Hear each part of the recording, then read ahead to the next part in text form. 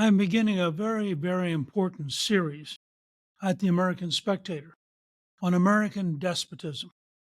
I realized as I began reading all summer about the background to the disastrous mess we're in, that this crisis, which I think is the greatest challenge to our Constitution and challenge to the rule of law since 1859 and 1860, at the beginning of the Civil War, this crisis has very deep roots. It's about a lot more than Joe Biden and Hunter Biden. It's about a lot more even than just the normal day-to-day headlines. So as I dug into it, I particularly was impressed by Andy McCarthy. McCarthy had been the federal prosecutor who prosecuted the terrorists in the first World Trade bombing back in 1993. McCarthy is a very solid, competent, almost 20-year veteran of the Justice Department. He approaches things the way a good prosecutor does, step by step, building a case, looking at things. And I found myself reading Ball of Collusion, which is a book he wrote in 2019. And in Ball of Collusion, McCarthy asserts in one particular paragraph that on January 7th, 2017, President Barack Obama convened in the White House leaders of the intelligence community, the FBI, and the Justice Department. And as a group, they set out a strategy to undermine and cripple the Trump administration. I mean, it's a stunning revelation. And when you look at it, you think to yourself, let me get this straight. President of the United States, Barack Obama, is consciously and deliberately plotting with an establishment he has spent 8 years shaping, an intelligence establishment, an FBI establishment, a Justice Department establishment, and they are plotting to undermine and weaken the next president of the United States. I mean, it is an astonishing assertion.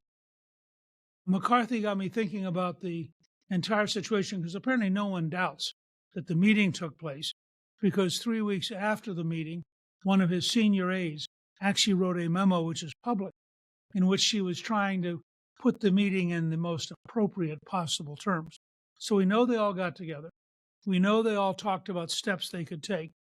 And now you have the picture of the intelligence community, the Federal Bureau of Investigation, and the Justice Department methodically working against the person the American people had chosen to be their president.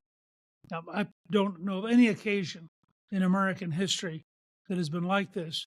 You can make some argument that President Buchanan, in allowing the slave-holding states to take over federal arsenals and to take over federal property, undermined Lincoln to some extent. But even Buchanan did not engage in this kind of deliberate effort to weaponize federal government against the chosen commander-in-chief and president of the American people. That got me to really thinking and reading and digging into how did we get into the current constitutional crisis. And I realized the more I read that while the great bulk of the current House Republican investigation has been aimed at Hunter Biden and President Joe Biden, they're like one tree in a forest of corruption. But in fact, we have to pull way back and look at the entire forest. And it was in that context that I began to think, we really are faced with a challenge, and we really are going to have some kind of clear, explicit statement. And that's why I went to the American Spectator, a very famous conservative publication, and I said, I'd like to do a series of weekly articles laying out the whole case that we are faced now with a real crisis of the American system. The very first of those is coming out this week, and I urge you to take a look at it.